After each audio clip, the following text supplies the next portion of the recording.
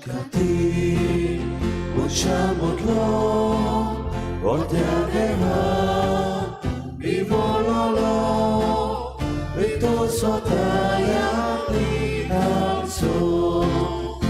No ma, no ma, no ma, Dio muriaria, voi tu, voi ma, portiadema. No ma, no ma, no ma, Dio muriaria, voi mu, voi ma, portiadema. Evanama, Achemuka, Achanama, Evamuka, Upora Chap Soda Soya. No ma, no ma, no ma, Dio muriaria, voi mo, voi ma, mortiadema. सगळ्यांक तुमकां देव बरो दिसत्यो मागीर मोगाचो येवकार तुमकां ह्या आयचे आयताराचे भेटेक करीत भाशेन आमची जण एकल्याची मागणी आमी देवा मुखार दवरुया. आमच्या गोंया पासत मागुया. बो करून आतां एलिसांवाचे दीस येतात. कालच्या दिसाक नॉमिनेशन्स बरोवन जाल्लीं आसात आनीक जे उमेदवार आमच्या मुखार येतले आख्ख्या गोंया तांची लिस्टां भायर सरतात. करीत भाशेन ह्या सगळ्या उमेदवारांचेर आमी देवाचो आशिर्वाद मागुया आनी ह्या उमेदवारां मदले 40 जाणांक वेंचून काडटले त्या सगळ्या लोकां पासत आमी करीत भाशेन ह्या आयचे मिसाचे भेटेन मागुया. आमची जण एकल्याची खासगी मागणी इल्लोसो वेळ ओगीच रावन आमी देवा मुखार दवरुया.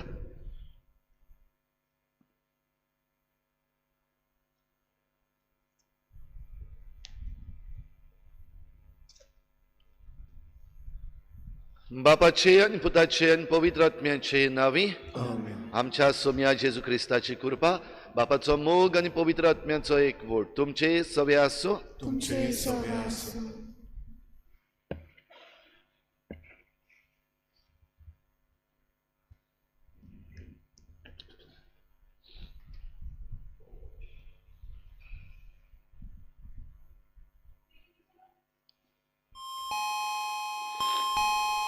प्रितीच्या भावा भयणीनो, पवित्र स्नाना वरवीं दर एका मनशाक देवाच्या मिसावान वांटो आसा.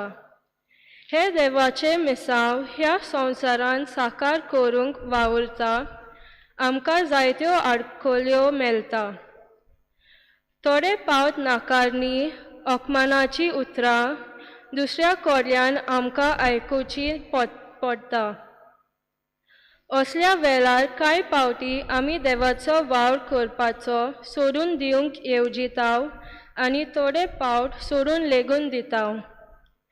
आयचो सेवादोम देव आमकां सांगाता आसा म्हूण आमकां आस्वासन दिता आनी आमकां आडखळ्यो अपमान नाकारणी आमच्या जिवितान येता तेन्ना देवाचो वावर सोडून दिवंक न्हय पूण काळजीदारपणान आमच्या सोम्या जेजू भाशेन आडखळ्योंक फुडो करूंक आयचो विशय आमकां आपयता.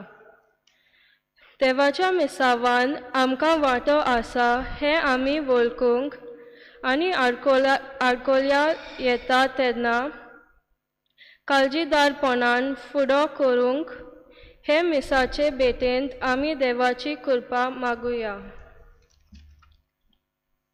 काळजीदारपणान आडकोड्यांक फुडो करुया.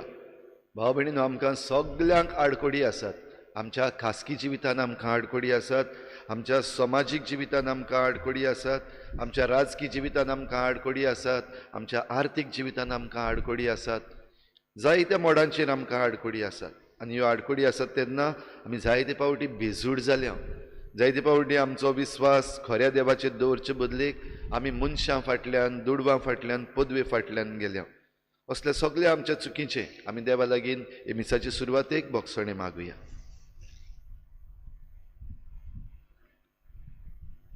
तुका निवारूंक तुज्या सांगाता हांव आसां.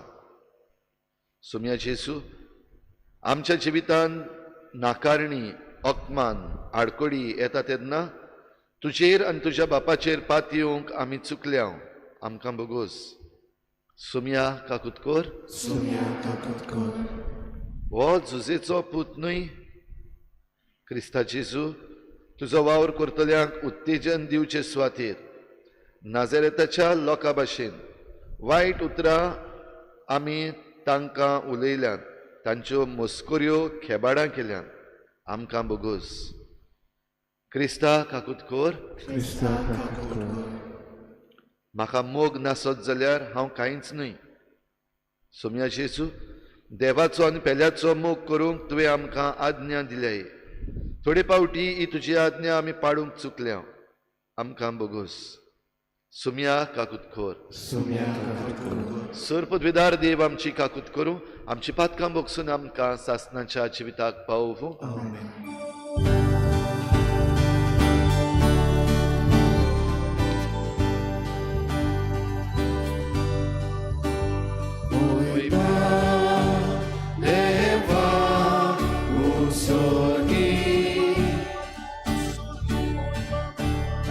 Shanti, Raja Isla, Samsare, Pojma deva gustoki, pojma deva, Gospoda, Deva, Suhichara, deva gustoki, pojma deva, Sorgoveda, Deva Papa, Deva Papa, gustoki, pojma deva, Amituka, Namaska Kota, Amituka, Imasta, Tuchako, Oigo Wapaso, Amituka, Wakata, Sonia, Jesus, Krista, Krista, Nabacha, Eklias, Putas, Puta, Somia, Deva, Deva, Deva, Deva, Cheli,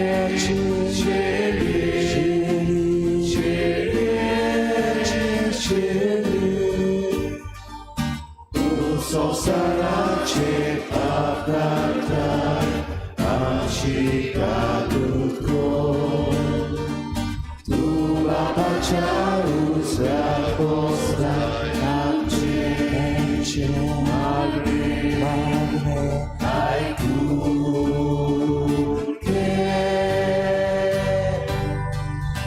Idakovi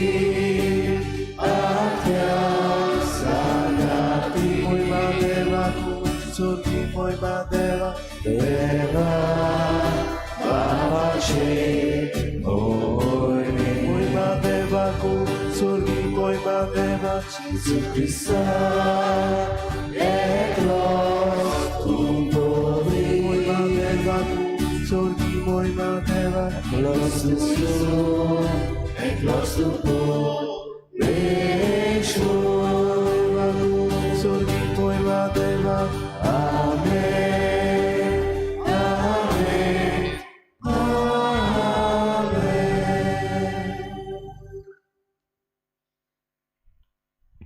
प्रार्थुया. सर्वेस्परा आमच्या देवा, सगल्या मनान तुजी भोजवण करूंक आनी भावार्थ आमकां शिकयता त्या प्रमाणे सगल्या मनशांचो मोग करूंक आमकां फावो कर. आमच्या सुमया तुज्या पुता जेजू क्रिस्ता वरवीं तो खरो देव तुजे सवे पवित्र आत्मेच्या एकपणान जी येता आनी राजवट चलयता देवा सासणाच्या सासनाक. आमेन.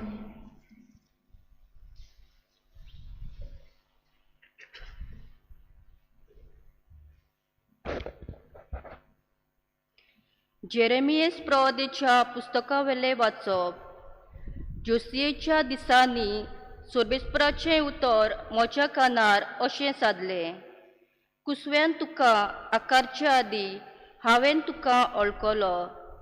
तूं जल्मचे आदीं हांवें तुका संस्कारलो. राष्ट्रा खातीर प्रवादी जावंक हांवें तुका नेमला. तर आतां तुजें काम करूंक आयतो जा. उठ आनी तुका हांवें फरमायलां तें सगळें तांकां कळीत कर. तांचे उजीर कांपू नाका, नाजाल्यार हांव तुका तांचे मुखार कांपोसो करतलो. हांव तुका आज एक घोट शार, एक लोखंडी खांबो, एक कांशाची ओनोद करतलो. कारण ह्या सगळ्या देशाक, जुदाच्या राजांक आनी कुरांक, याज्ञिकांक आनी गांवच्या लोकांक तुवें फुडो करचो पडटलो. ती सगळीं तुजेर आड झुजतलीं, पूण केन्नाच तुजेर जैत व्हरची नात. कारण तुका निवारूंक तुज्या सांगाता हांव आसा. अशें उलयता तो सर्बेस्पोर. देवाचें उतरें. देवाचे वडणूक. आयकल्ल्या देवाच्या उतराक आमचो जबाब जातलो. म्हजे ओठ सर्बेस्परा तुजें प्रमाणीकपण परगडटलें. सगळीं म्हणुया. म्हजे ओठ सर्बेस्परा तुजें प्रमाणीकपण परगडटलें. तुका शरणो येता सर्बेस्परा, म्हाका कधीच फटोवंक दिवं नाका. तूं प्रमाणीक देखून म्हाका सोडय, म्हाका निवार. म्हाका चीत दिवन आयक, म्हजें तारण कर. जबाब. म्हजे ओठ सर्बेस्परा तुजें प्रमाणीकपण परगडटलें. सर्बेस्परा म्हजें कडब जा, म्हाका आसरो दी. म्हजो किल्लो जा, म्हजो जीव राख. तूं एकलोच म्हजें कडब, म्हजो किल्लो. देवा म्हज्या नुस्त्यांच्या हातांतलो म्हाका निवार. जबाब. म्हजे ओठ सर्बेस्परा तुजें प्रमाणीकपण परगडटलें. दोनया, तूं एकलोच म्हजो बरवासो. म्हजे तोरणी पिरायेर थावन तुजेरूच म्हजो विस्वास. जल्मांत थावन तुजेरूच पातयेवन आयलां. आवयच्या कुसव्यांसून तूं म्हाका राखताय. जबाब. म्हजे ओठ सर्बेस्परा तुजें प्रमाणीकपण परगडटलें. म्हजे ओठ तुजें प्रमाणीकपण परगडटलें. दीसभर तुवें केल्ली सोडवून गाजयतलें. देवा म्हजे तोरणे पिरायेर थावन तूं म्हाका शिकयत आयलाय. आजून पर्यंत तुजे ओचोऱ्याचे हांव अर्दन करीत आसां. जबाब. म्हजे ओठ सर्बेस्परा तुजें प्रमाणीकपण परगडटलें.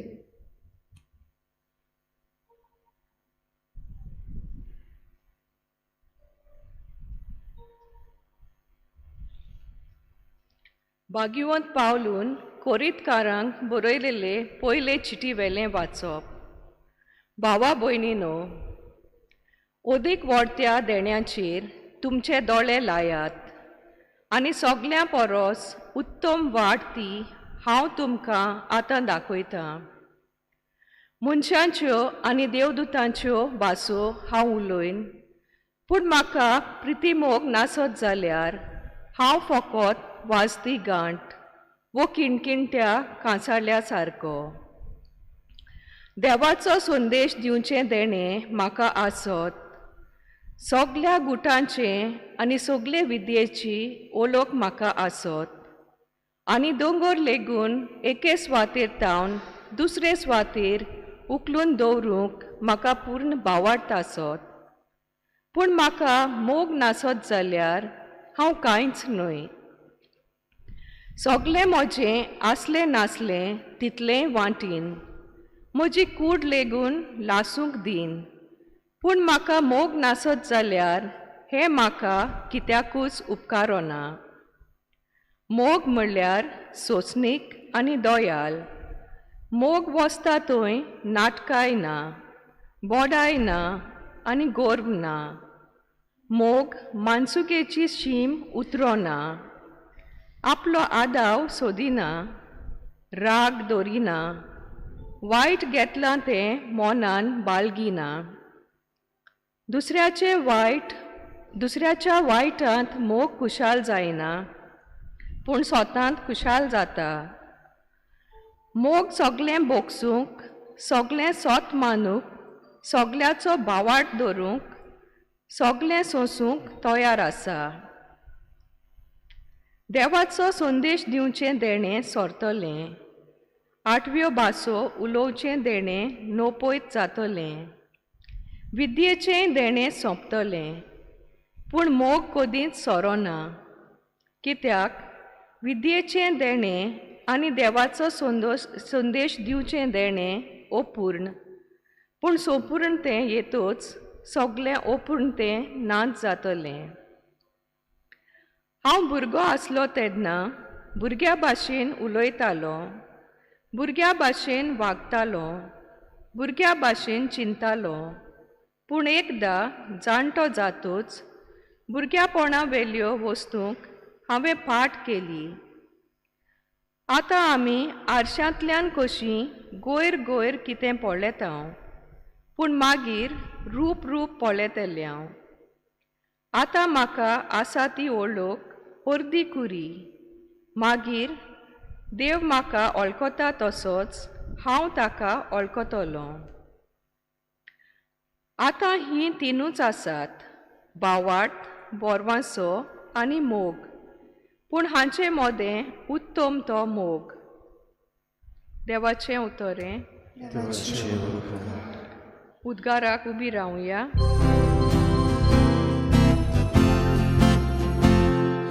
Hallelujah, hallelujah, hallelujah, hallelujah, hallelujah, hallelujah, hallelujah, hallelujah. गोरिबांक बरी खबर दिवंक, कोयद्यांक सुटका पोरगोटूंक सर्वेस्परान म्हाका धाडला.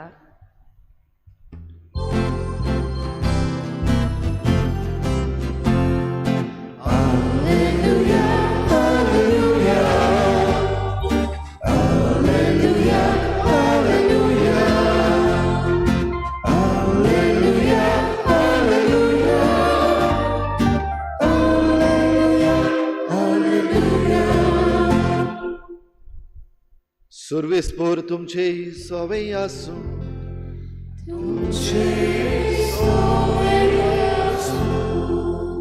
लुका परमणे जेजू क्रिस्ताचे शुभ वर्तमान.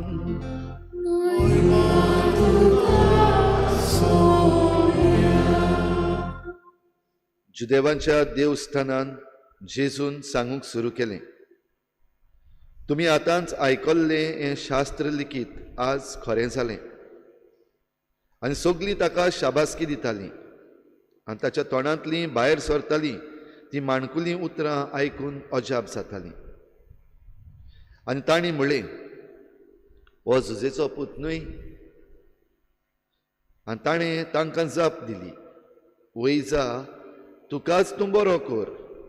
ही म्हणणी दुबाव वीण तुमी म्हाका लायतल्यात आनी म्हणटल्यात, काफारनावान तुवें जाय तें केलां म्हूण आमी आयकलां, तें हांगाय तुज्या खाशा गांव घरा कर. त्या फुडें ताणें म्हणलें, हांव तुमकां खरेंच सांगतां, खंयच्याच प्रवाद्याक आपल्या खाशा गांवांत मान मेळ्ळोसो ना. आनीक एक सोत तुमकां सांगतां, एलिजाच्या काळार 3 वर्सां आनी 6 म्हयने सर्ग धांपून उरोन आख्ख्या गांवांत व्हड भूक पडली. तेन्ना इस्रायेलांत जायत्यो विधवा आसल्यो, पूण सिदोन मुल्कांतल्या सारेप्ता दोंगरांतले विधवेक काडून तांतले एकलेय सोरी एलिजाक धाडलो ना. तशेंच एलिजीव प्रवाद्याच्या काळार जायते कोडकार आसले, पूण सिरियेच्या नामानाक काडून तांतलो एकलोय नितोळ जालो ना. आनी हें आयकून देवस्थानान आसलीं तितलीं तिडलीं आनी उठून तांणी ताका शारा भायर घालो. तांचें शार बांदलोलें आसा त्या दोंगराच्या माथ्यार थावन ताका सोकला शेवटून उडोवंक थंय पर्यंत ती ताका घेवन गेली, पूण सारको तांचे मदल्यान चलून तो आपले वाटेन गेलो.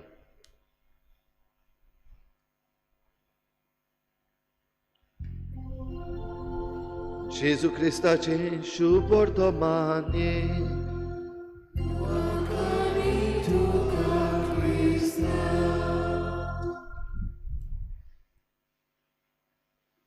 काळजीदारपणान आडकोड्यांक फुडो करुया.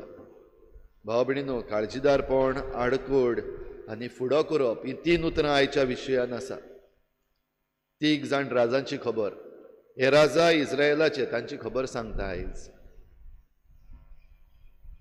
जोसिया हे नांव आयच्या पयल्या वाचपान आमी आयकलां. आनी जोसिया म्हणटा तो राजा 12 वर्सां ताणें किरीत भाशेन देवाच्यो आज्ञा पाळून इस्रायलितांक परतून नवसरणी हाडूंक ताणें प्रयत्न केल्लो, भोव करून धर्मीक नवसरणी. जाल्यार जोसियाच्या पयलीं ताचो बापूय आमोन हो राजा आसलो 2 वर्सां. आनी त्याहून पयलो आमोनाचो बापूय मानासे हो राजा आसलो 55 वर्सां. 55 म्हणल्यार 55. 55 + 2 कितले जाले? 57. सारकी हा मॅथ्स. 57 50 आनी 7 वर्सां मानासे राजा आनी आमोन जे पाय आनी पूत आसले ते सर्वेस्परा देवाच्या वाटांतले पयस गेल्ले. म्हणजे मानासे हो जो राजा आसलो 55 वर्सां, ह्या 55 वर्सांनी ताणें दुसऱ्या देवांक थंयसर भितर हाडले. किरीत भाशेन बाल देव म्हणटा तो आमकां उगडास करपाक जेन्ना मोइजेस हे 10 मानामेंट घेवन सिनाय दोंगरार तावन देंवतालो तेन्ना हे पर्जेन थंयसर म्हणलें आमचो बाल देव, आनी ताणें एक पाडकुलो केलो भांगाराचो आनी बाल देवान आमकां भायर हाडल्यान अशें म्हणून तांणी घोशणा केली. जाय तेंचें निसणटोन जालें त्या वेळार. जाल्यार ह्या बाल देवाचे ताणें वेदी बांदल्यो, आल्तार बांदले.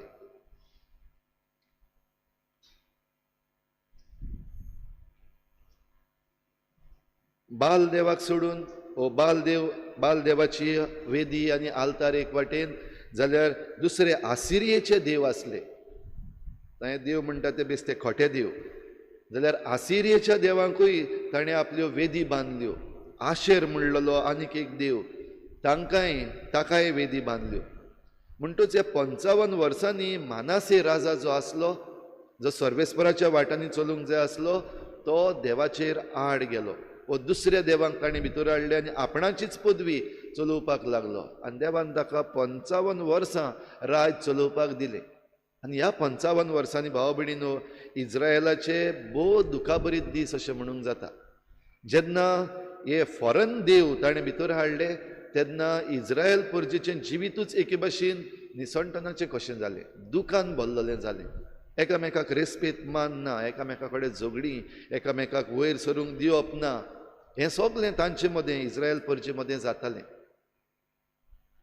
जेन्ना मानासे राजा मेलो तेन्ना ताचो पूत आमोन 2 वर्सां, फकत 2 वर्सां ताणें राजवट चलयली. पूण ह्या 2 वर्सांनी ताणें आपल्या बापायन जें कितें केल्लें तेंच सांबाळलें. आनी तिसरो राजा जोसिया. जेन्ना आमोन राजा मेलो तेन्ना जोसिया किरीत भाशेन दावीद पातशायाक आपलो मॉडेल कसो मानता आनी ताच्या पावलांनी चलूंक जाता तितले प्रयत्न करता. आनी अशें करता आसतना हे परजेक जी परजा खोट्या देवा फाटल्यान गेलोली, ताच्या बापायन आनी ताच्या शेपायन जे परजेक एके भाशेन दुखांत आनी देवा कडली पयस केल्ली, तांकां परतून हाडूंक ही नवसरणी सुरू करपाक येवजिलें. 12 वर्सां प्रयत्न केले. पूण ही परजा जी आसली ती ह्या वायटान मानासे राजा आनी आमोन राजा हांणी केल्ल्या वायटान इतली गुल्ल जाल्ली की ती तातूंतली भायर सरपाक एकदम अवघड कशें जाल्लें. कोणूय नवसरणी हाडूंक सोदता जाल्यार ताचेर ते आड वेताले. भाव भयणीनो, असली परिस्थिती आमकांय दिसती पडटा. जेन्ना आमकां वायट तरेचे सरकार मेळटात आनी ते आपणाक जाय तसल्यो पॉलिसी करतात.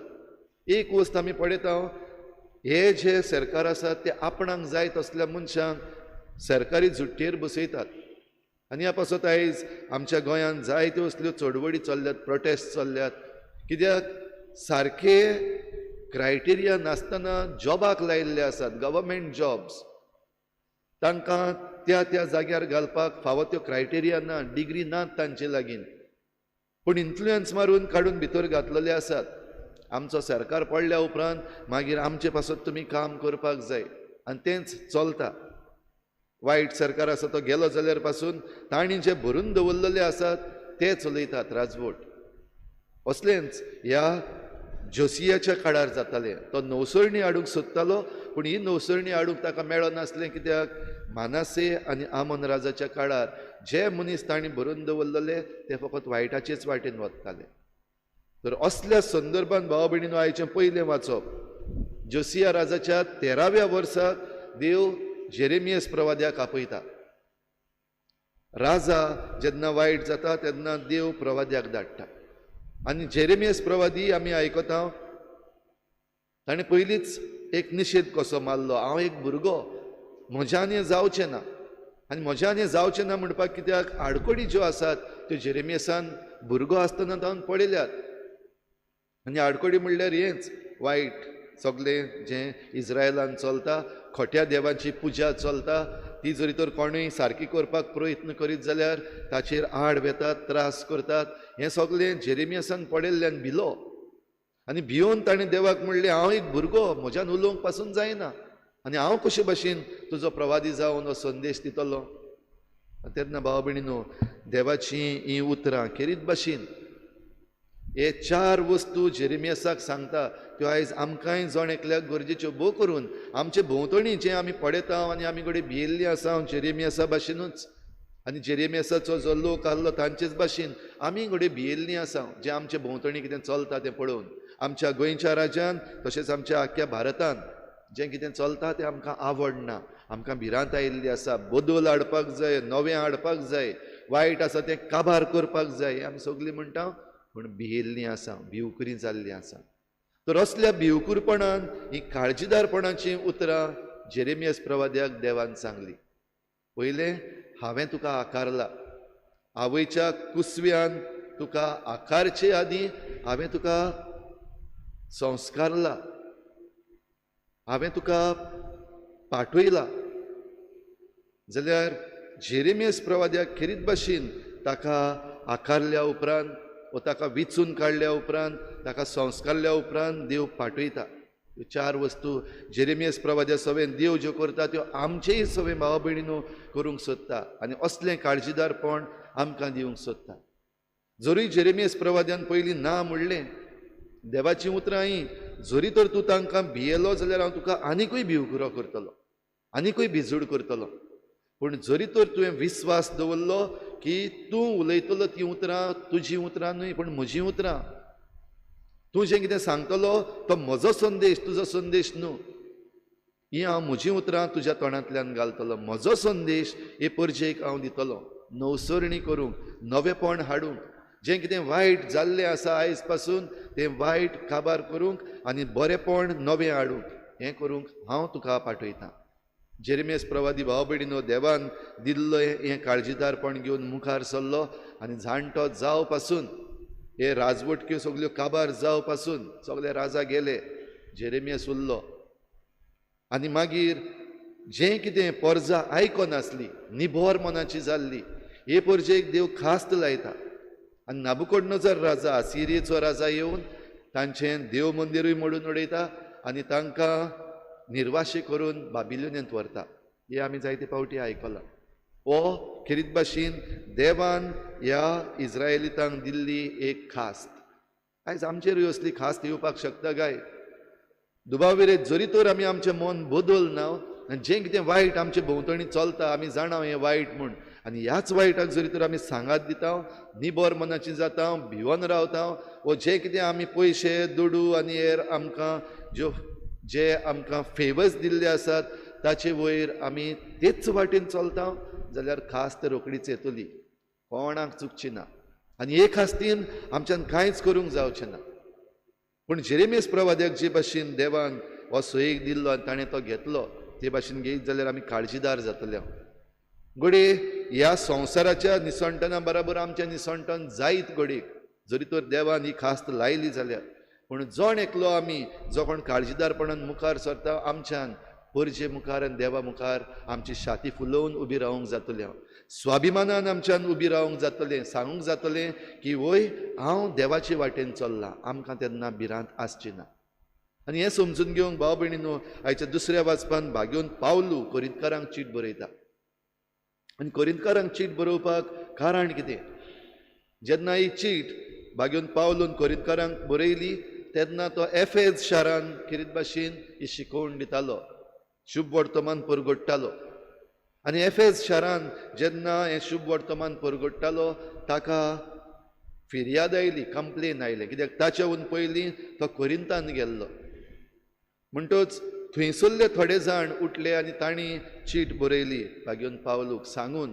की जें कितें तुवें सुरू केल्लें आसा तें आतां पिड्ड्यार जावपाक लागलां जे वरगूण तांकां दिल्ले पवित्र आत्म्याची देणी दिल्ली आतां तांचे मदें एक एकलो आपूण व्हडलो म्हूण समजता फुटी पडल्यात सगळे समजतात हांवूच करतलो जे भशेन आतां सद्याक आमचें पॉलिटिकल सिट्युएशन जाल्लें आसा दर एकली पार्टी म्हणटा फकत हांव गोंयां सांबाळटलो ओन्ली आय कॅन सेव आनी हे ओन्ली आय म्हणटा तेन्ना दुस्पट घालपाक सुरू जाल्ली आसा हें आमी पळयता जाय तो राग आनी विंगास काडलो दिसती पडटा जे कोण दुसरे ल्हान ल्हान आसात तांकां कुशीन उडयल्ले दिसती पडटात कोरिंतान अशें जातालें जे कोण आपणा लागीं गूण आसा म्हूण समजताले ते दुसरे जे कोण खालते आसात ल्हान आसात भायले आसात तांकां हेच भाशेन पयस करताले आनी असले वेळार भाग्योन पावलू ही चीट कोरिंतकारांक बरयता ताची पयली चीट आनी आयज जें आमी वाचलां दुसऱ्या वाचपान तें 12व्या आनी 13व्या आवेस्वरांतलें जंय खेरीत भाशेन ह्या गुणाची खबर भाग्योन पावलू सांगता जें कितें गूण घेवन तुमचे मदें एक तुमकां प्रायड कशी आयिल्ली आसा गर्व आयिल्लें आसा फुटी घालपाक लागलेले आसात तें पयस करपाक जाय कित्याक 3 गूण खेरीत गरजेचे भावार्थ भरवासो आनी मोग आनी हांचे मदलो मोग आहा तो खेरीत उत्तम ह्या पासत तुमकां कितलेय गूण आसूं तुमचे लागीं कितलेंय आसूं मोग जरी तर ना जाल्यार हें सगळें व्हडलें शुन्य झिरो देखून भाव भयणीनो आमचेय लागीं घडये आयज वेगवेगळे तरेचे गूण आसात आयज आमचेय कडेन लागीं घडये वेगवेगळी पदवी आसा आयज घडये आमचे लागीं इन्फ्लुएन्स आसा आमी कितेंय सांगत जाल्यार आमचे मदलीं जायतीं जाणां कितें एक उतर उलयत जाल्यार दुसरो लोक आयकता जाल्यार हे गूण जरी तर थंयसर मोग ना जाल्यार हे सगळे गूण आमचे व्हडलो झिरो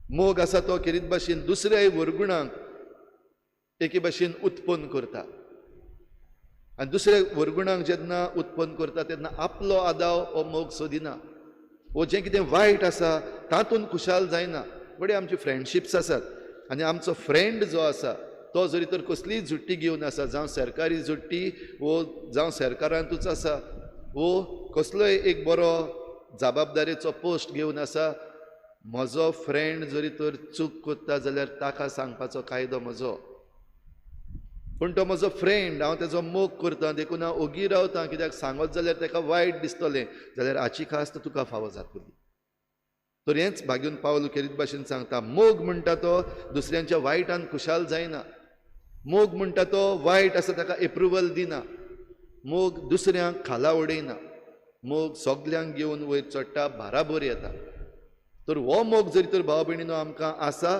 जाल्यारूच आमच्यान हें सर्गीच्या राज्यान भितर सरूंक जाता भाग्योन पावलू खेरीत भाशेन ह्या कोरिंतकारांक उलो मारता नाटकाय सोडात फुटी घालपाच्यो सोडात तुमीच व्हडले म्हणपाचें सोडात तुमचे मिजाज सोडात आनी हो मोग घेवन मुखार सरात कित्याक ह्या मोगान मुखार सरत जाल्यार भावार्थ वाडटलो आनी आयज आमचे मदें भावार्थ जायते भाशेचो आसा आमच्या गोंयांत हिंदू आसात क्रिस्तांव आसात मुस्लीम आसात सीख आसात आनी दुसऱ्याय धर्माचे थोडे आसात जाल्यार हे वेगवेगळ्या भावार्थाक एके भाशेन उलो हो भावार्थ आमचो जिवाळ जातलो जाल्यार हो भावार्थ मोग दिता तसलो आसूंक जाय आनी ज्या भावार्थान मोग आसा म्हणजे दुसऱ्यांक भायर उडोवप दुसरे वायट आनी दुसऱ्यांक काबार करप असलें चिंतिना तांकां फुडाराचो एक भरवसो आसा होप आसा आनी आमकां सगल्यांक हो भरवसो जो होप आमकां जाय कित्याक आमचो फुडार आसा देखून आमी रावता अच्छे दिन केन्ना येतले हे बरे दीस येवपाक जाय आमकां होप आसा जाल्यार जरी तर आमचो भावार्थ आनी हो भरवसो घेवन आमी मुखार वेतले जाल्यार मोग गरजेचो भाव भयणीनो जेजून हेंच परजेक सांगपाक प्रयत्न केलो गेल्ल्या आयताराक आमी आयकल्लें जेजून पवित्र पुस्तक घेवन आपलें मिसांव जेन्ना सुरू केलें तेन्ना इजायस प्रवाद्याच्या पुस्तकांतलें वाचलें आनी म्हणलें सर्वेस्पराचो आत्मो म्हजेर आसा ताणें म्हाका अभिशेक केला ताणें म्हाका पाठयला कुड्ड्यांक बरी खबर दिवंक कैद्यांक सुटका दिवंक जुलुमाक सांपडलेल्यांक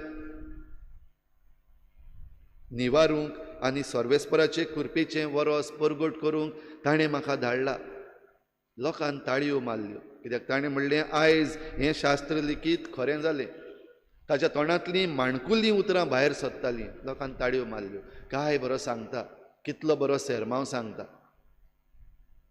आनी अकस्मात आनीक मातशें मुखार पावता म्हणल्यार तें बदल्लें आनी त्याच जेजूक जाका तांणी ताळयो मारलेल्यो शाबासकी दिल्ली ताका वयर दोंगरार तावन खाला ओडूंक ते दोंगरार पासून घेवन गेले अजाप कशें भाव भयणीनो आमकांय जायते पावटी जाता सेरमांव सांगल्या उपरांत ताळयो जायत्यो पडटात बरो सेरमांव सांगलो फादर बरो सेरमांव सांगलो फादर भोव करून बरो सेरमांव सांगलो फादर केन्ना जाता दुसऱ्यांक तासपाक जाय मिनिस्टरांक तासपाक जाय ओ शेजाऱ्याक तासपाक जाय तेन्ना सेरमांव बरो तुका जेन्ना लागता तेन्ना मागीर फादर कितेंय उलयता फादराक सेरमांव सांगपाक कळना फादर आपणाक जाय तें पॉलिटिक्स करता आल्ताराचेर रावन तुका जेन्ना तोपता तेन्ना फादराक भायर उडय मागीर जेजूक जाल्लें हे भाशेन तर आयज आमच्या असल्यांक जाता जाल्यार तें व्हडलें कांयच न्हय भाव भयणीनो जेजून तांकां खेरीत भाशेन सांगून दिलें ही खास्त जेन्ना पडलेली 3 वर्सां पावसूच पडोंक ना मळब बंद जावन रावलेलें दुकोड पडलेलो तेन्ना एलिजा प्रवादी ते विधवेशी एकूच विधवेशी जिच्या त्या मापान पीठ केन्नाच उणें जावंक ना आनी ती बाटली आसली तातूंतलें तेल सोंपोंक ना ती ताचो पूत आनी एलिजा प्रवादी ह्या थोड्याशा पिठाचेर आनी तेलाचेर सालवार जावन उरलीं आख्खो हो फॅमीन काबार जावं पासून तेच भाशेन दुसरो नामान हो कोडकार जेन्ना एलिजेव प्रवादी आसलो कोडकार जे आसात कोड जावप म्हणल्यार तांकां काडून भायर उडोवप आनी हो नामान म्हणटात तो एक फौजेंतलो मनीस व्हड मनीस पूण कोडान ताका काबार केल्लो आनी एलिजेवाक खेरीत भाशेन ताका बरो करूंक धाडलो तोय बीन जुदेव न्हू आनी ही विधवा जी आसा ती जुदेव न्हय पूण देव जेन्ना आमी विचून काडलेलीं मनशां तें मानून घेनात तेन्ना तें दुसऱ्यांक दिता आमचें सगळें जातलें काय आमी विचून काडलेलीं आसा पूण आमचें मन उगडूंक आमी तयार ना आमी निबोर मनाची निबोर काळजाची आमचेंच घेवन आसा त्याच चिखलान बुडूंक सोदता जाल्यार खास्त आमकां येतलीच पूण आमचें जें आसा तें कोणाक वेतलें बाब भयणीनो ह्या मुद्द्यांचेर आमी बरे भाशेन नियाळ करूंक गरज आनी जेजून जें सांगलां तें आमी आमच्या मनान दवरूंक गरज म्हणटच आमकां जोण एकल्याक जरी तर हें बरेपण करूंक मिसांव दिवंक धाडलां जाल्यार काळजीदारपण आनी ह्या काळजीदारपणान आमचेर कोण प्रेशर घालता देखून वायट आसा तें उलयना आमचेर कोण प्रेशर घालता देखून वायटाचे वाटेन वचना भिवयता देखून तांचे फाटल्यान वचना पूण जें कितें सत आसा तें जेजू काळजीदारपणान सांगता तर काळजीदारपणान ह्यो आडकोडी आसात तांचेर जेजून जैत वेलें आमकांय जोण एकल्याक आमच्या बावतिजमांतल्यान हें प्रवादीकपण दिलां ह्या सगळ्या आडकोडींचेर आमी जैत व्हरूंक जे भाशेन जेरेमियास प्रवाद्यान ल्हान भुरगो आसतना तावन विचून काडलेलो म्हातारो जाव पासून ह्या इतल्या आडकोड्यांचेर काळजीदारपणान जैत वेलें बागेवन पावलून ह्याच काळजीदारपणान जांकां आपणें शिकयल्लें आनी आतां वायट वाटेन गेल्ले आसात तांकां चीट बरोवन त्याच काळजीदारपणान तांचें वायट आसा तें तांच्या तोंडार सांगलें आनी बरें कितें करपाक जाय ताचे विशीं तांकां संदेश दिलो तर हीच कृपा भाव भयणीनो आयज आमकां मागुया आनी जोण एकलो आमी जबाबदार जोण एकलो आमी काळजीदार जावन सगळ्या आडकुडींचेर जैत व्हरून देवाच्या राज्यान आमी जैत जोडुया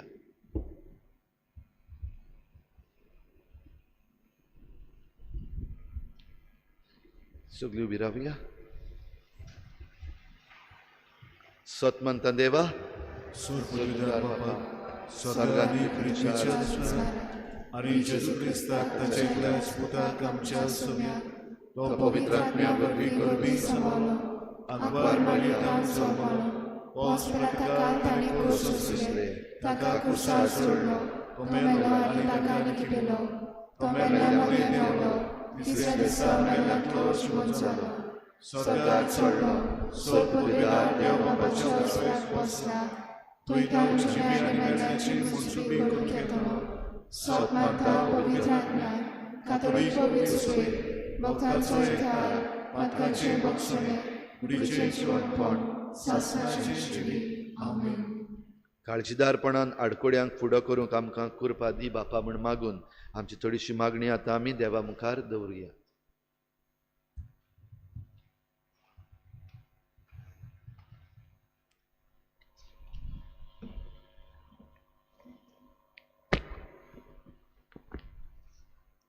आमच्या पवित्र सोबेच्या फुडाऱ्यांनी देवान दिल्ल्या आपोवण्याक विस्वाशी रावंक आनी देवाचे मिसांव काळजीदारपणान फुडें व्हरूंक तांकां बापाचो आदार मागुया.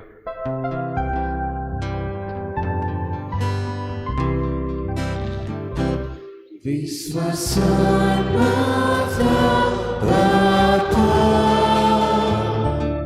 आमकां दोळेर आयकून घे. आमच्या सरकारी फुडाऱ्यांनी अदीक करून क्रिस्ती फुडाऱ्यांनी देवाच्या राजाची तत्वां आपणावंक आनी अशें दुसऱ्या सरकारी फुडाऱ्यांक ते बरे देख जावं तांकां बापाचो आदार मागुया.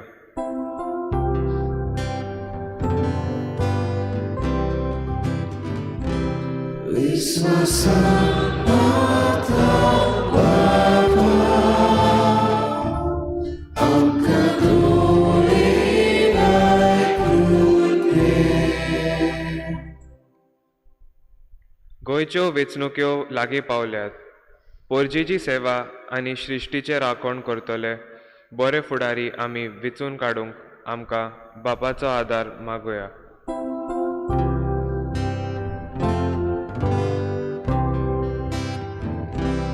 विश्वासान माझा बापा आमकां दोळेर आयकून घे.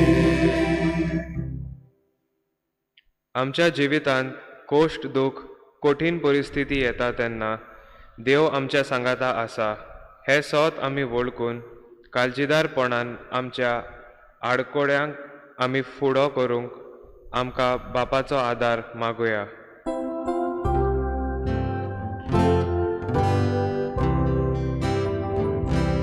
विश्वासान माझा बापा आमकां दोळेर आयकून घे. पवित्र स्नाना वरवीं दर एका क्रिस्ती भावा भयणीक देवाच्या मिसावांत वांटो आसा. हे मिसांव बोड्डायेन गोरवान वो व्हडपणान न्हय पूण प्रिती मोगान आनी खालतीकायेन फुडें व्हरूंक आमकां बापाचो आदार मागुया.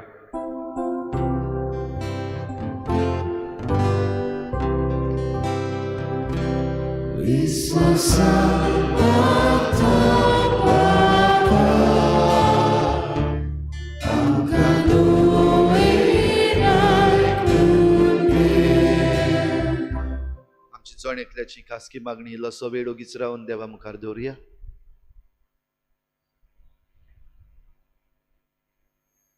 सर्गीच्या मोगाळ बापा आमच्या जिवितान येतल्या सगळ्या आडकोड्यांचेर काळजीदारपणान आमी फुडो करूंक आनी तांचेर जैत मेळूंक आमकां आतांच तुजे मुखार दवरल्या ती मागणी दोयेन आयकून घे आनी आमकां जैत फावो कर. क्रिस्ता आमच्या सोमया वरवीं आमेन. बेटोन एक गीत घेऊया. C43 page number 46.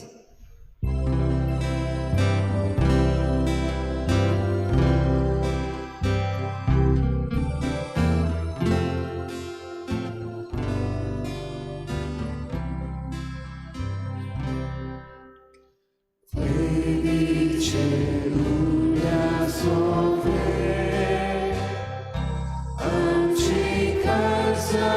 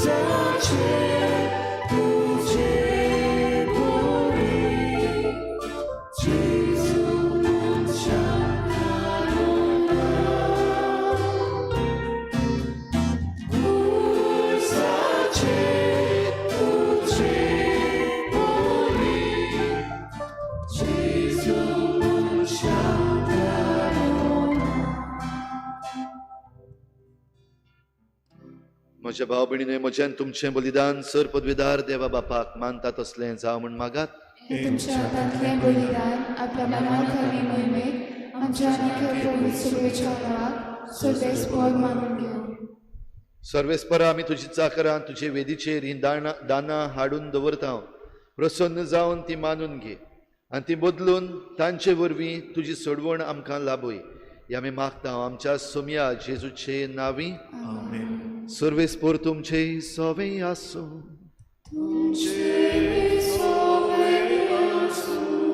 आमची काळजां उबारुया.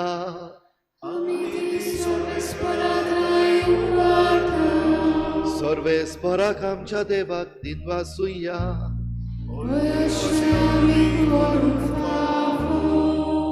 सर्वेस्परा पवित्र बापा सुर पदवीदार आनी सासनाच्या देवा सर्व काळयेन सर्व ताय जेजू क्रिस्ता आमच्या सोम्या वरवीं आमी तुका दिनवासूंक फावो. हो कायदो नितीचो आनी आमच्या फायद्याचो. पातकी मनशाची दया करून ताणें आंकवार मारयेतावन जल्म घेतलो. खुर्साचें मरण ससून सासनाच्या मरणांतलीं आमकां सोडयलीं आनी मरणांतलो पुनर्जीवन जावन सासनाचें जिवीत आमकां दिलें. देखून आतां देवदूतां बराबर आनी सर्गीच्या सर्व दलबारां सांगाती तुजे मोहिमेचें किर्तन आमी निरंतरी गायता.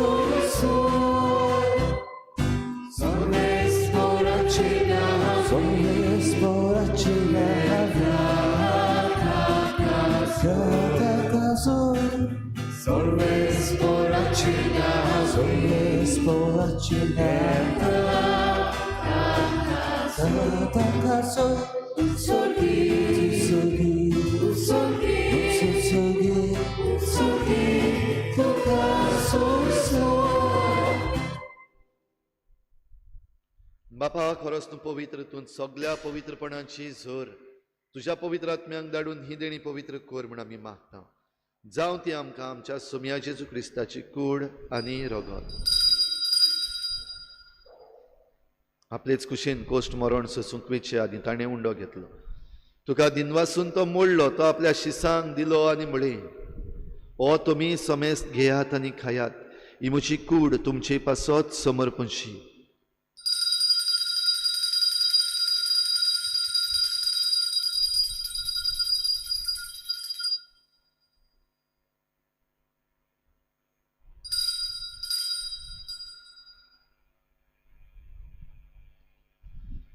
तेच परी जेवण जातोच ताणें काल्च घेतली. तुका नव्यान दिन वाचलो. ती आपल्या शिसांक दिली आनी म्हळें, तुमी समेस्त घेयात आनी हातलें पियेयात. ही म्हज्या रोगताची काल्च नव्या आनी सासनीक कराराचें हें रगत. पातकांचें बोगसणें मेळच्याक तुमचे पासत आनी समेस्त मनशां पासत तें वारवतलें. हें म्हज्या उगडासाक करात.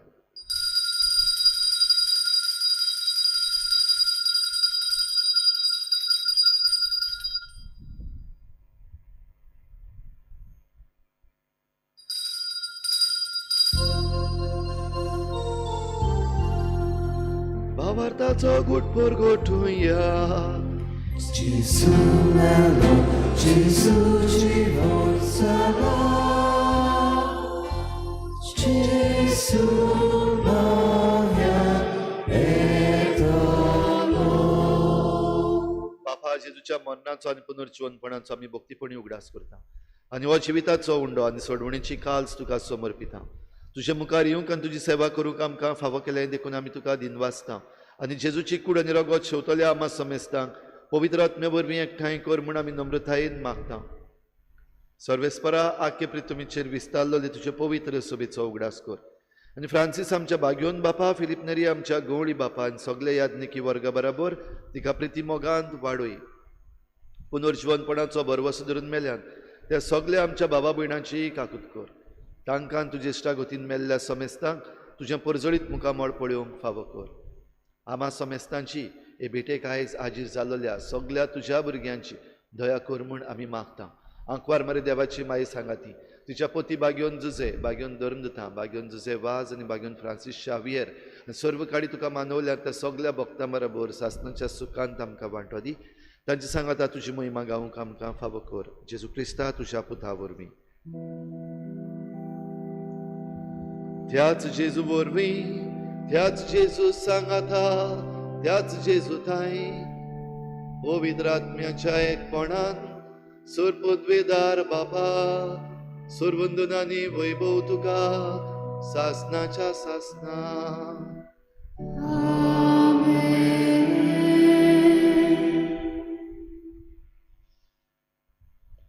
काळजीदारपणान सगळ्या आडकोडींचेर जैत व्हरूंक आमकां नेमल्यात आमकां विचून काडल्यात आकारल्यात आनी पाठयल्यात तर हेंच देवाचें बरेपण मानून घेवन आमी काळजीदारपणान मुखार सरूंक तयार आसा देखून जेजून शिकयल्लें प्रार्थन काळजीदारपणान बापाक उबारुया आमचे बापा तुझें नांव पवित्र जावं तुजें राज आमकां तुजी खुशी सगळ्यांक जाता तशी संवसारांत जावं आमचो दिसपटो गिरास आमकां दी आनी आमी आमचे चुकल्यांक बक्षिता तशी आमची पातकां मुगोस आनी आमकां काळीं पडूंक दिनाका पूण वायटांतली आमकां निवार सर्वेस्परासूर वायटांतली आमकां निवार दया करून ह्या जिवितान सवस्काय आमकां दी सर्गीच्या सुखाक आनी आमच्या सोडवणणाऱ्या जेजू क्रिस्ताच्या येण्याक आमी बरवाशान वतरेकता तर आमकां तुजे उदार काकलुतीन सर्व पातकांतली सुटोय आनी सर्व आकांतांतली वाठाय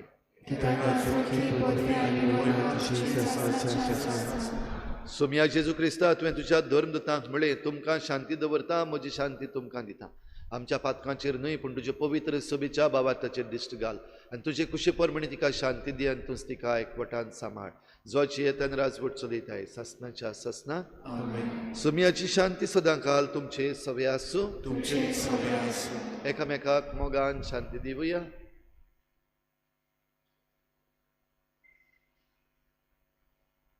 देवाचे शेळे संवसाराचे पाप काटले आमची काकूत कर देवाचे शेळे संवसाराचे पाप काटले आमची काकूत कर देवाचे शेळे संवसाराचे पाप काटले आमकां शांती दी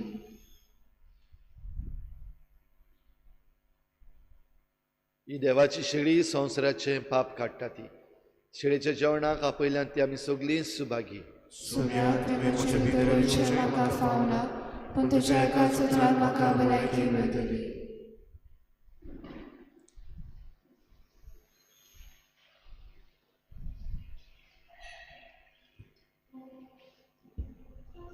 आत्मिक कुमयाव खातीर मागणें मोगाळा जेजू मोगाळा जेजू तूं भोव पवित्र संस्कारान तूं भोव पवित्र संस्कारान हाजीर आसाय म्हूण हाजीर आसाय हांव म्हूण सोत मानता हांव सोत मानता सगळ्या वस्तूंन हांव सगळ्या वस्तूंन हांव तुजो मोग करता तुजो मोग करता आनी हांव तुका आनी हांव तुका म्हज्या आत्म्यान घेवन म्हज्या आत्म्यांत घेवन आशेता आशेता हे घडयेक एक घडयेक तुका हांव संस्कारांत घेवन शकना म्हणटच शकना म्हणटच आत्मीक वाटेन तरी आत्मीक वाटेन तरी म्हज्या काळजांनी म्हज्या काळजांनी तूं म्हज्या काळजान तूं म्हज्या काळजान आसा म्हूण समजून आसा म्हूण समजून हांव तुका वेंगयता हांव तुका वेंगयता आनी आक्कोच आनी आख्खीच तुका एकवडटा तुका एकवडटा तुजे कडसून तुजे कडसून केदींच वेगळो जावं केदींच वेगळी जावं म्हाका दिवं नाका म्हाका दिवं नाका आमेन आमेन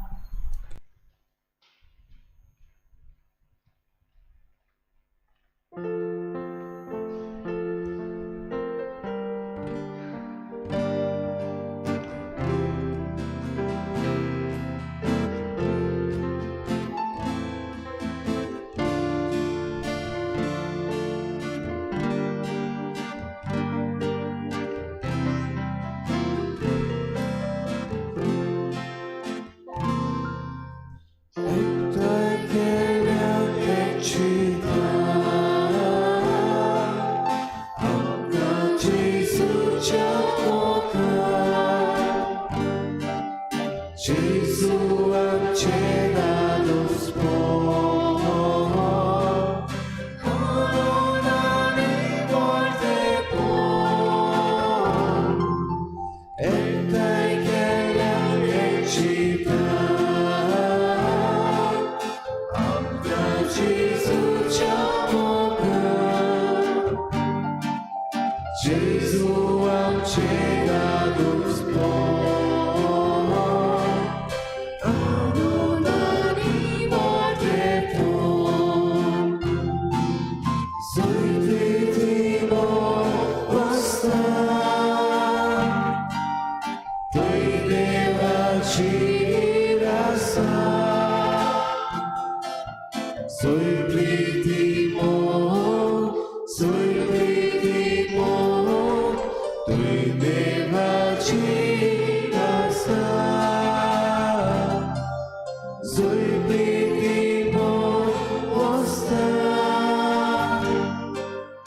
toi deva cirasa, soi tritimo, toi deva cirasa. Cigna deva cipira, azzono goccia calza, turcoria monarcoci,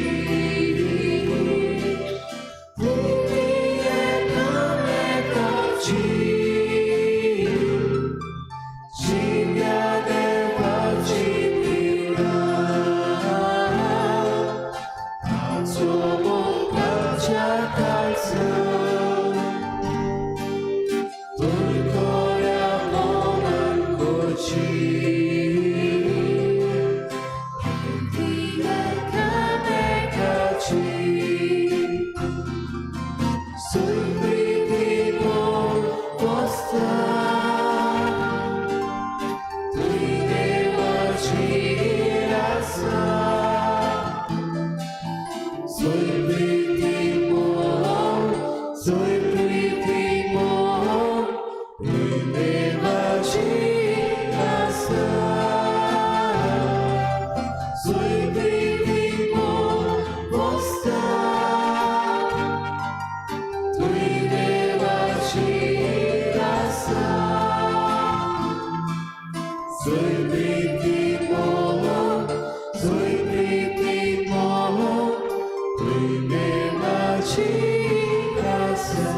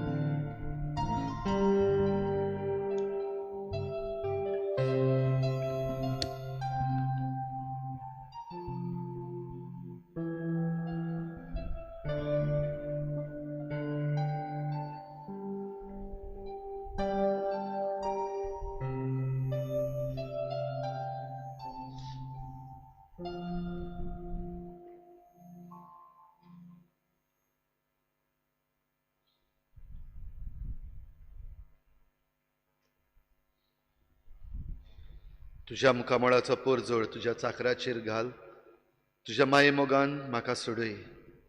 तुका उलो मारता सर्वेस्परा, म्हाका लोजेक घालूं नाका. प्रार्थुया.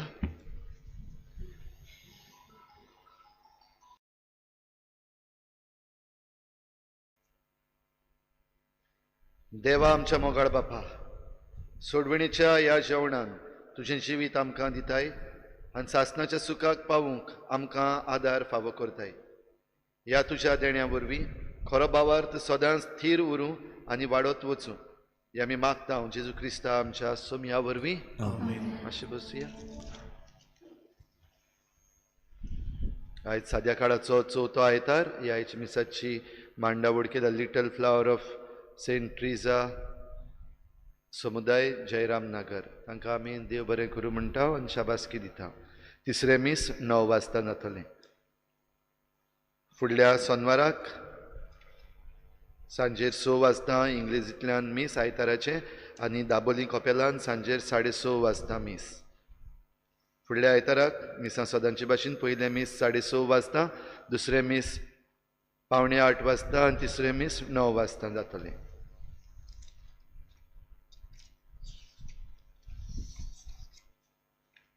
गेल्ल्या आयताराक इगोर्जीन दान जालें 9,997 रुपया, दाबोलीं कपेलान 1,250 रुपया, सगळे मेळून 11,240.07 रुपया. आमी मिसावांच्या आयताराक एनवलप्स तशेंच कॅलेंडर तशें कलेक्शन केल्लें. आमचे चिखलेचे फिरगोजेन तावन सगळे मेळून आमी ह्या मिसावांच्या वावराक पाठयल्यात ते 1,40,07 रुपया आनी 520 1,47,520 रुपीज. तुमच्या उदारपणाक आमी देव बरें करूं म्हणटा. देवाचो आशिर्वाद तुमचेर पडूं आनी मिसावां पासत न्हीच फकत पयशांनी पूण आमच्या मागण्यांन आनी आमच्या वावरांनूय आमी मिसळ जावया. फुडल्या आयताराक मिसाची मांडावळ करूंक पयले मीस सेंट फ्रांसीस दे आसिसी समुदाय इग्रेजा, दुसरें मीस माउंट कार्मेल समुदाय देवसा पिकेन, तिसरें मीस सेंट विन्सेंट पालोटी समुदाय रेजिना मुंदी. 2 तारखेर फेब्रुवारीचे कांदिलारिया सायबिणीचे फेस्त आमी करता. त्या दिसाक वातीचें पुरसांव काडपाची ही सोय आसा.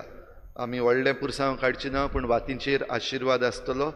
तुमकां कोणाकूय जर तर वाती जाय जाल्यार आमच्या साकिस्तांव फ्रांसिसाक तुमी मेळचें, ताचे लागीं त्यो वाती घेवच्यो. 3 तारखेर फेब्रुवारीचे सगळ्या PPCच्या वांगड्यांक PPCची जमात आसतली.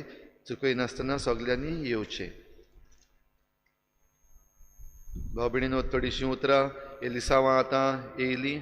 आमकां सगल्यांक डेट आसा 14 तारखेर फेब्रुवारीचे वेलंटायन्स डेट. हे पावटीची डेट मातशे वेगळे तरेची.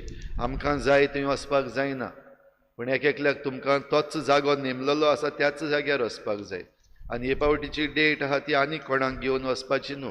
हे पावटीची डेट आमी एकल्यान वचपाचें. म्हणटच ही डेट कोणें चुकोवंक जायना. जो कोण मत मारिना ताका पातक आसा. आनीक एक पावटी सांगता, जो कोण मत मारिना 14 तारखेर आपली जबाबदारी सोडटा ताका पातक आसा, महापातक. कुमसार जाल्ल्या बगर कुमन्याव घेवपाक जायना. म्हणटच आमची जबाबदारी बरे भाशेन पाळया. आनी आमी जरी तर आमची 14 तारखेर मत सारकें मारतले जाल्यार आतां आमचे कॅन्डिडेट्स आसात ते आमचे मुखार आसा. विथड्रॉ करपाक आनीक 2 दीस 1 दीस उरला दिसता म्हाका. आनीक 2 दिसांनी आमचे कॅन्डिडेट्स कोण सारके फायनल लिस्ट तें आमकां कळटलें. म्हणटच तांची सारकी बरे भाशेन चवकशी करची आनी बरे भाशेन आमी ह्या दिसांनी सांगत आयले हांव ते भाशेन एकामेका लागीं उलोवचें, सारकी म्हायती घेवची. कोणाक हारोवंक जाय आमी आनी कोणाक जिखोवंक जाय तें आमी चिंतता आसतना जायते जाण बेस्तेय बसलेले आसतले वोट फोडपाक. हाचेय विशीं चुत्राय धरची. कोण वोट फोडपाक बसलेलो आसा आनी कोण वायट आसा तें हारोवपाक आनी बरें आसा तें जिखोवपाक बसलेलो आसा हाचे विशीं सारकी बरी म्हायती घेवची. पादविगार सांगता आनी पातपूर सांगता म्हण न्हू वा आनीक कोण सांगतात म्हणून न्हय पूण जण एकल्यान आपापली जबाबदारी घेवची. तुमी जर तर आपापली जबाबदारी घेना जाल्यार हे पावटीची जी लिसांवां आसात ती आमच्या गोंयांक आनी आमच्या कॉन्स्टिट्युएन्सीकूय भोव गरजेची. हे पावटीची लिसांवां जरी तर आमी सारकें चिंतून चवकशी करून मत मारिना, पयशांक लागून, बिरयाणीक लागून, सोऱ्याक लागून वो आमकां धमक्यो दिल्ल्यो आसात, तुजें इलिगल बिल्डींग आसा वो आनीक तुजो जॉब काडटलो, असल्यो भिरांत दिवन जरी तर आमकां मुखार व्हेल्ले आसात जाल्यार मातशें चोत्राय धरची. ही 5 वर्सां भोव गरजेचीं आनी हें एलिसांव जें येता तें भोव गरजेचें. गोंयचें निसंटन जातलें सासणाच्या सासणाक काय गोंयचो खरो डिवेलपमेंट जातलो हें तुमचेर दल्ललें आसा, आमचेर जण एकल्याचेर दल्ललें आसा. ह्या पासत ती जबाबदारी पाडूंक भोव गरजेचें. म्हाका पडलेलें ना. I don't want to get involved in politics म्हणटा तेका पातक आहा. आनीक एक पावटी सांगता I don't want to get involved in the politics म्हणटा तो जे भाशेन आमी हांव पातकी म्हणटा तेन्ना म्हणटा वायट आदारून बरें सोडून आमी पातक केलां हें बरें सोडटा तेंय पातक म्हणटच हें बरें जेन्ना आतां 14 तारीख येवपाची आसा ही आमची जबाबदारी पाडप एकदम गरजेचें आनी एकदम बरें ना जाल्यार गोंयच्या निसंटनाचो जबाबदार तूं जातली तर जोणेकल्यान बरे भाशेन ताची चवकशी करची एकामेका लागीं उलोवचें आनी त्या उपरांत तुमचो निर्णय सारको घेवचो पयशांक लागून दुडवांक लागून भिरांतीक लागून आनी फेवर जाय देखून आमी उमेदवार काडचो न्हय पूण आमचो उमेदवार जो बरो आसा ताकाच वेंचून काडया सगळीं उबी रावया सर्वेस्पोर तुमचे सवे आसूं तुमचे सोबे आसूं सूर पदवेदार देव बाप आनी पूत आनी पवित्र आत्मो तुमचेर आशिर्वाद घालूं आमेन वचून यात जेजूचे शांतीन आनी मोगान तुमकां धाडटा देवाचे उपकार शेवटाक गीत घेऊया F6 page number 88.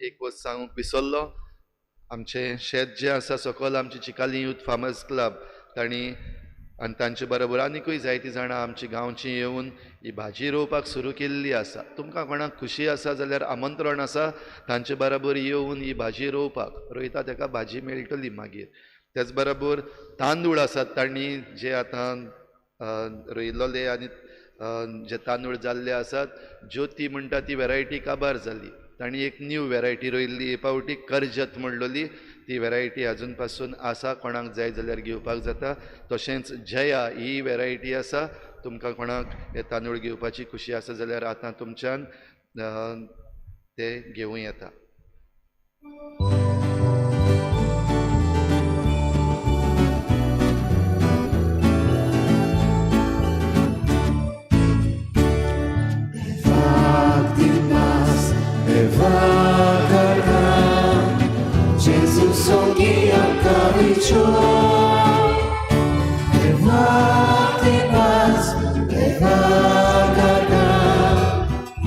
Jesus, oh, guia, capricho.